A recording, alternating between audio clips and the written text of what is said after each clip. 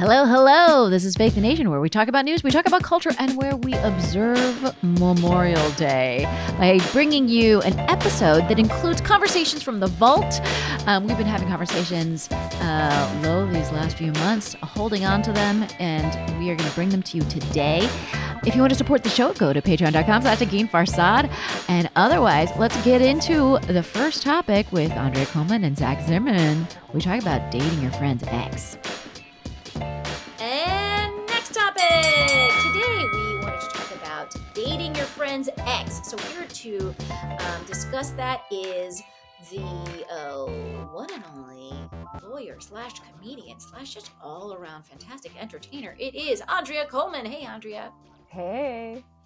We are also with the incredible comedian whose new special, Surprise Me, is out on YouTube, and you should go watch it right now. It is the excellent Zimmerman. Hey, Zach. Hello, thank you for having me. Excited to talk about this. Okay, so there's this, let me just give you guys like a little bit of the story. So there's this woman, we'll call her Dolly. She had these friends that were a couple, these two women. We'll call them Jane and Alice. Jane and Alice break up after 9 years, and Dolly wanted to stay friends with both women, and help smooth things out as they both dealt with the breakup. Alice had a hard time with that, but eventually got over it when she started to date someone new. And once that happened, Jane was like, I have feelings for you. Let's get together. And so they started dating. But now Alice is upset and needs, quote, some space. And then just reading from the letter, she writes, she will not talk to me now and has told mutual friends untrue things about me. Most of our friends are trying to be friends with both of us, but some are excluding me. My relationship with Jane is going well. We are not getting any younger, and I really want our chance at a lasting relationship, but I miss my friend. Was I wrong to start dating my friend's ex so soon? How long are people supposed to wait?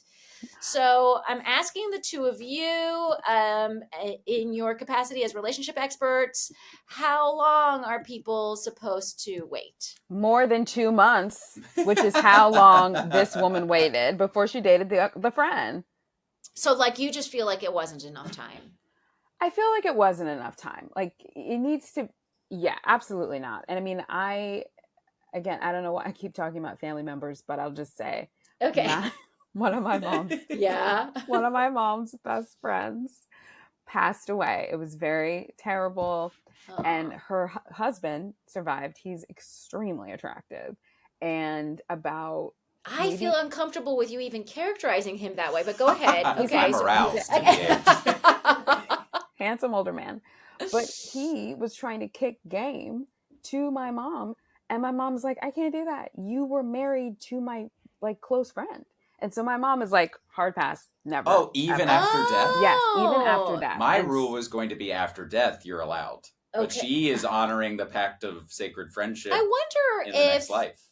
If a year down the line when everybody's calmed down, if A, that guy is still interested, and then apparently he's really hot, and then B, if your mom would be like, you know what, enough time has passed. She's just like bro code forever. She's bro code. It's been several years. Oh, it's been several years. Yeah, at this point. Wow. Okay. But I mean, I'm not as hardcore as Cynthia. Maybe I don't know how Patty would feel. I'm not as hardcore as Cynthia, but I think a year, 2 years, a year. 4 seasons. Okay. Yeah, there should be a winter. There should be a summer. There should be a spring. And I don't know if you guys know this. There should be which did I forget? Fall. I went out of order. I'm so dumb. Well, if you're moving around the equator, you know what I mean? That's why you're out of order. Yeah. You can always be chasing. That's what everyone would do, was chase winter, I believe is what everyone would do. They wouldn't chase summer, let's say, but they would in fact chase winter. So interesting. Okay, so you have a year. Yours is four seasons at various points on the globe. And then Andrea, your rule is 1 year. I love the characterization of Zach. I like seasons. It sounds more gentle. So I think 4 seasons. Okay. But 2 months is crazy. Okay. 2 months is wild. 2 months is wild. You don't write into these accounts without. without knowing that you you did naughty. something wrong. That's right. Because here's the thing. It's also, there might be a different calculation based on the number of years that person was with the other person. Exactly. So this was a 9-year relationship that ended up in a breakup. 9 years is like so fucking long. It's not a joke. It's like a real painful thing, you Honestly, know? too long. They should have broke up a lot earlier. I agree. I know. Can we, what Alice and Jane were doing is a whole other story. Well, because I'm curious, like, how involved was this friend harboring feelings of desire for this person before the breakup happened? Like, we don't know how involved the friend was in encouraging her to break up. We don't know. Okay, now I'm not proud, but I was involved in a situation in which I know slut. Where no, so there was. Am I allowed to say that on there? Yes. Okay, good. As one, the slut in me sees the slut. No, thank you so much. And honestly, in my 20s, I really embraced the term. But I'm married now, so I have to act like whatever. But what happened was, like, my friend was with this woman and they were together for some time. And then they broke up and then she moved away, and it was sort of like she was just like gone. And then after some time he was like, oh, I always had a thing for you. And I was like, oh, fucking really? And then, there was a minor dalliance, but it was not minor dalliance. But I wasn't even like, I didn't really even keep in touch with the other. It was like not enough. I was not close enough to any of these people for it to be difficult. I don't even think anyone was hurt or found out or anything. That's the way to move. Never get close friendship wise to anyone. To anyone. That's right. It's gonna block you from fucking people. That's right. But I kind of like just knew this couple. I don't know, but like, I don't know. I think that's okay. I think that's very different. It was several months after the move. And it was a relationship that was like, it was like we were in our 20s. It was all stupid. How long were they together? I don't know. 10 years, married, maybe 4 like, kids. I don't know. No, like a year. Okay. And then, because in this article too, she's like, oh, we're not getting any younger. I want to know how old these people are. Well, if you have a 9-year relationship under your belt, they're at least something. It's just plus a bunch 9. of 60-year-old lesbians who are looking for love. It did feel that way. If they're in their 80s or 90s, fine, I'll allow it. But anything younger than that, don't act like you're old. Okay, so if you're in your 60s, then you're gonna apply the 4 seasons rule. Yeah, 60s isn't old anymore. 60s that's is true. young. It's 60s pretty hot. Is the new 20s. Yeah, that's right. And your 80s, I've started to call my heroin years. I've made pacts with friends that we're allowed to do heroin in our 80s. Isn't that the character arc of the grandfather in Little Miss Sunshine? Does he do hard drugs? He does like a hard drug. Sorry, spoiler alert for the movie that came out 15 years ago. but I think in Little Miss Sunshine, that grandfather character was doing cocaine. I also only remember the colorblindness, really. Really? Yeah. Oh, I'm sorry. Who was colorblind in that Someone movie? Wanted to be a fighter pilot. Yeah. And finds out he's colorblind. It's really the core. The man not getting to join the military was the core emotional drug situation. So we all remember one thing about this movie, and it's not at all the main plot, which I don't remember. It's a Rorschach test. It really shows you who you are. Okay, so I have a related question about this dating thing. So, like, let's say that you break up with someone. This is a question that our intrepid producer Andrew found. It was rolling around on the TikToks. But do you delete photos of your ex after a breakup, like from your phone and from social media? Like, do you just do a full delete? What is your personal protocol, and what do you think everyone's protocol should be if you ruled the world? I got dumped 7 years ago, and that was a 3-year relationship. And I kept all my photos. Okay. And then iOS does this really sweet thing every year. Memories. Every year it makes a romantic video of him that it sends to me and reminds us of all. But I love having them because I can see, we broke up on like a trip together that we went abroad, and I can see how unhappy he is in all the photos we took. In hindsight, I Right, look right, back, I'm right. like, oh, you're frowning now while we're in front of the Eiffel Tower. Huh? I didn't notice that at the time. That's funny. Is Yeah, yeah. Your pain is hilarious to me.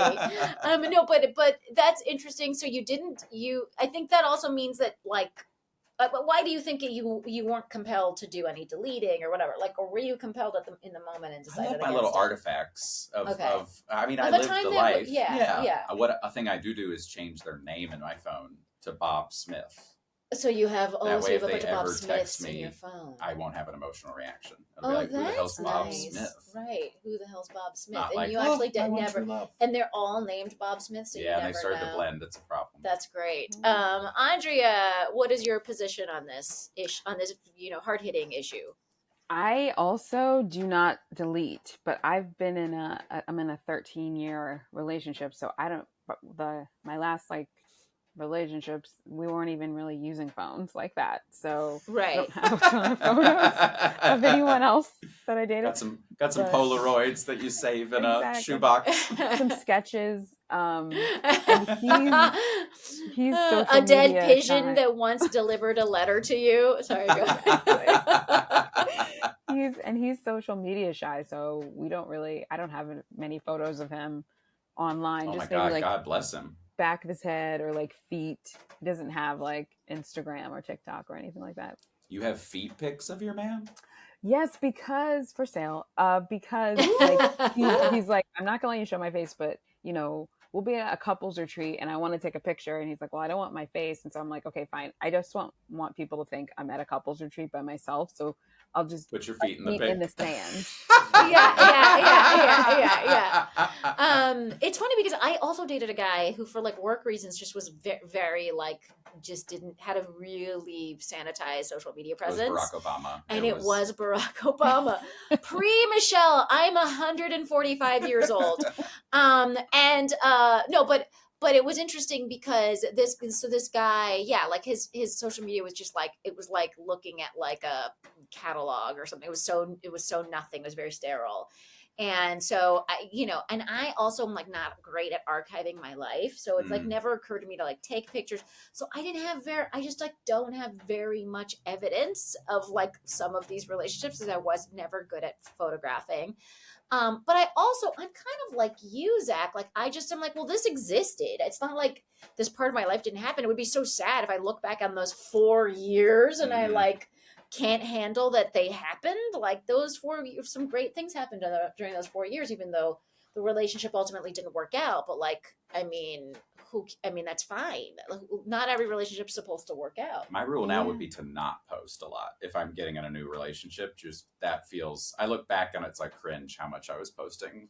We're so happy together. Oh God. Yeah. I could see that. Well, and also in stand up, that's the other weird thing is do you feel, I remember writing jokes about a guy I was dating. I just dated him for a year and I didn't think we were going to get married or anything, but looking back, I was oh, is it weird that I even just did material about him, Mm-hmm. but also what the fuck else am I going to talk about? I think it's great that the dicks material. Of the dudes I'm with, again, been with the same guy now for very many years and not, as to long-term relationship people and someone who hasn't known love for months, we are apt to answer this question.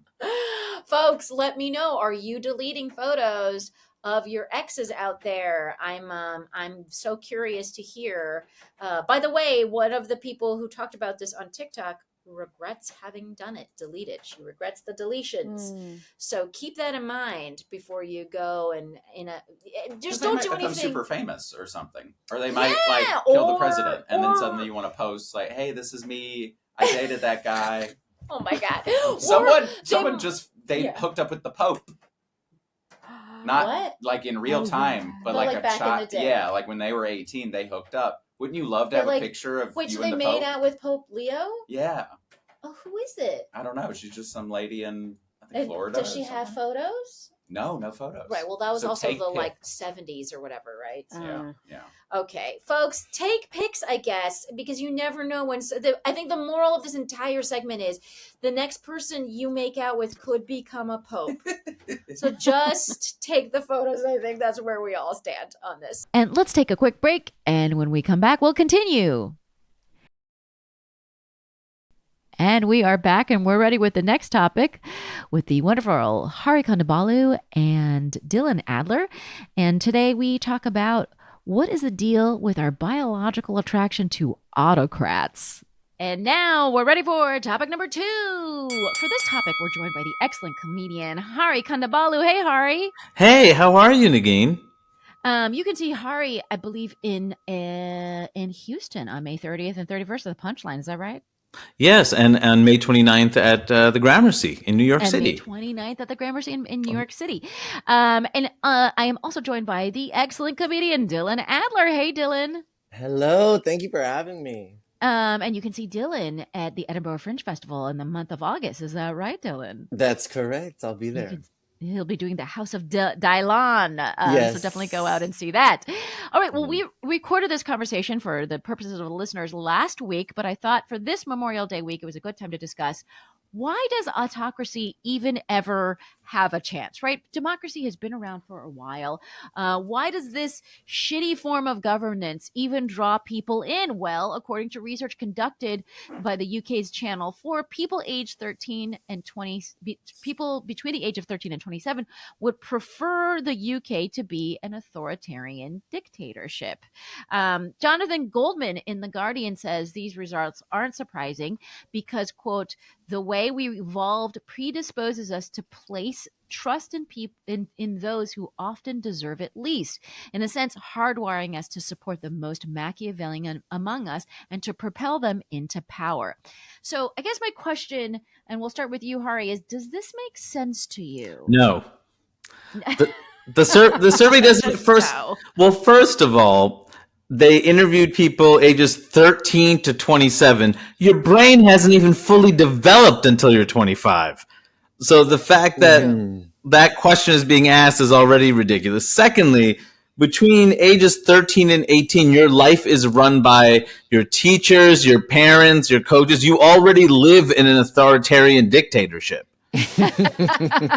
So they don't know any better. This is all they know is authoritarian dictatorships.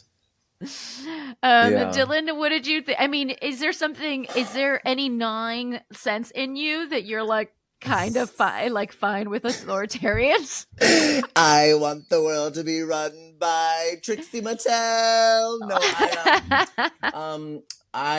it confuses me. It really baffles me, and it makes me angry because no, there's no part of me that wants any part of my government to be run in an authoritarian way, no matter in any respect. And to me, it was so confusing because like Gen Z, I was so hopeful about, and I was like, yes! Oh my God, they're so woke and they're protesting and they're the future. And then I'm like, they voted like more for Trump. They're like, than millennials. And I'm like, fuck you, stupid bitches who got sucked into some algorithm, some Andrew Tate bullshit. I'm like, actually, fuck you guys. You are not the future. And though technically, and just in the way that time and numbers work, they still are the future. No. But yes. Yeah. Well, they're maybe not the utopian vision that you had anticipated, that they still have a chance to turn things around. Let's just give them a minute.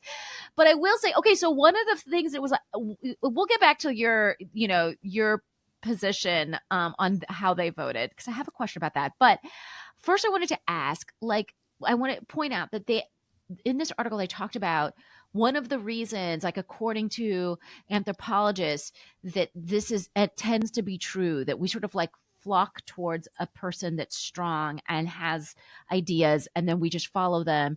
You can see that in the behavior of teens and tweens, because they'll be like, what is the alpha male doing? Like, what are the athletes doing? What are the bullies doing? And we'll sort of like follow suit. So it's sort of a testosterone level thing that we do see. I mean, I do feel like in high school, I saw that play out, right? Where like the boys would follow the stronger boys or like defer to the stronger boys. So there is something in our biology that maybe does that. My question is, did you, as you know, they focus a little bit on men in this piece. Did you guys as boys see that happening? And was there a point where you were like, no, I don't want to follow this brute? Yeah, I mean, my friends following professional wrestling, like I absolutely like what that definition of masculinity was not for me.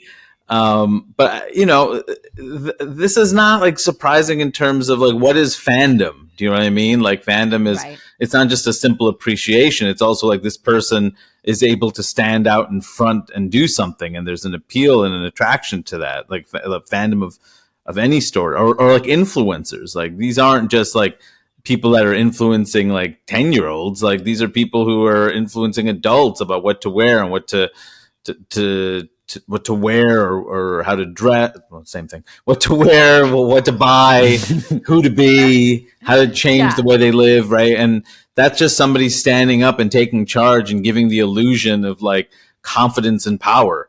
And so, yeah, I mean, that makes sense to me. Like, so authoritarianism, I know that seems like a stretch, but if we already have this tendency to, you know, follow the leader, whoever is taking the lead, then, you know, this doesn't seem too far from that. Well, was there a moment in your life where you were like, I don't need to like watch wrestling like my friend just because? Was there like a moment, and what would you attribute that to? I mean, to be fair, like I watched it enough to hold the conversation. But I also knew that this was stupid. Like they resolve all their disputes with violence. And especially me and my friends, I'm like, when disputes are resolved with violence, we, the nerds, are going to be the targets of the violence. Like, what side do you think we're on? Like, we're not on the side that wins. Like, just seems counterproductive. Right. So I have a question for you, Dylan, which is that like, what if, so Trump, noted aspiring authoritarian. What if he did things? I just thought about this like thought experiment. What if he did things that were for the greater good? Right? Like, what if all of his policies were actually like pretty great, but he had the same means, which is to not follow the processes, not necessarily follow the law, not necessarily, you know what I mean? But he was just like a better guy. Would you be as upset?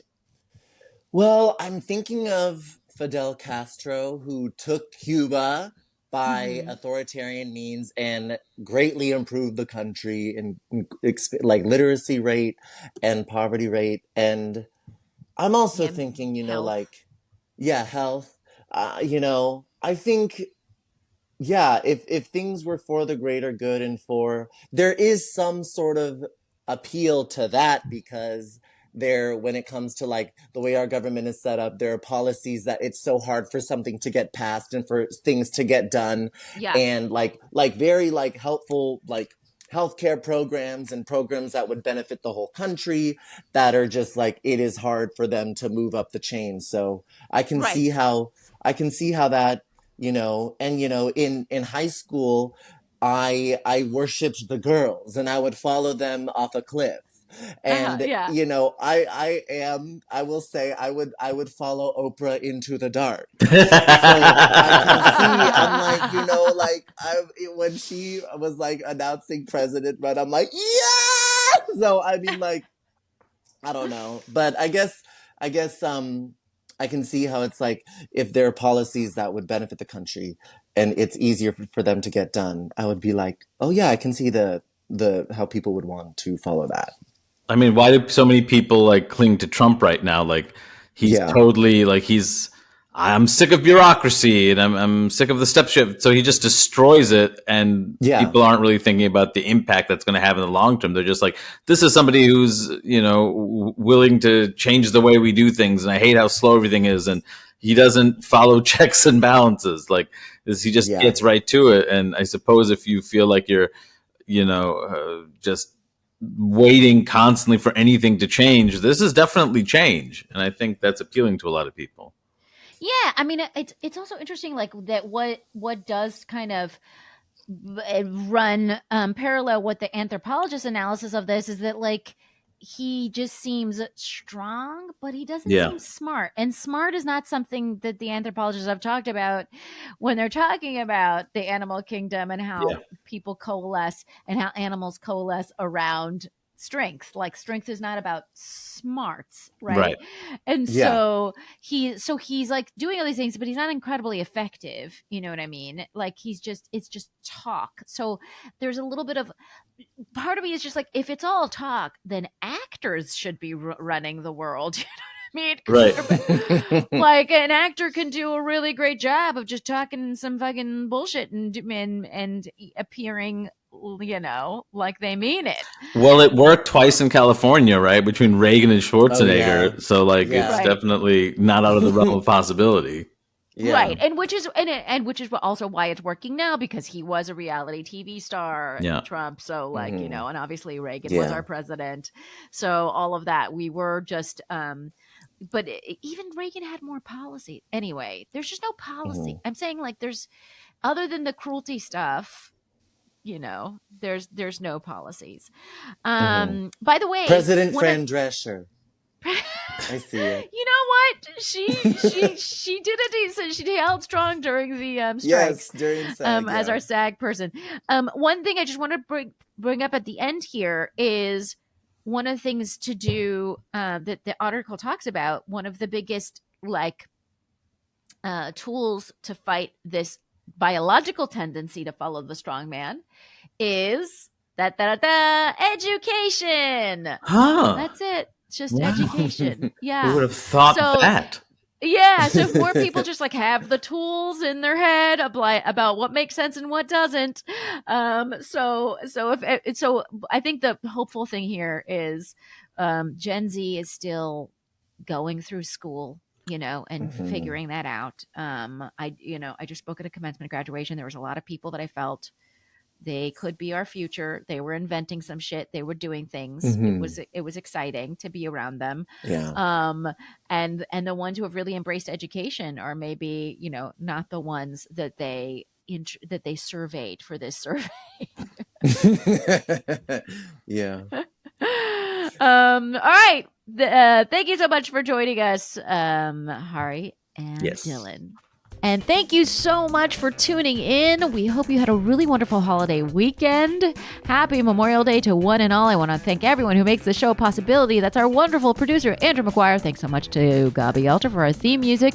You can email us at fakethenationpodcast@gmail.com. You know where to find me and all the things that I do. But in the meantime, don't worry. We'll be back in your earballs next week.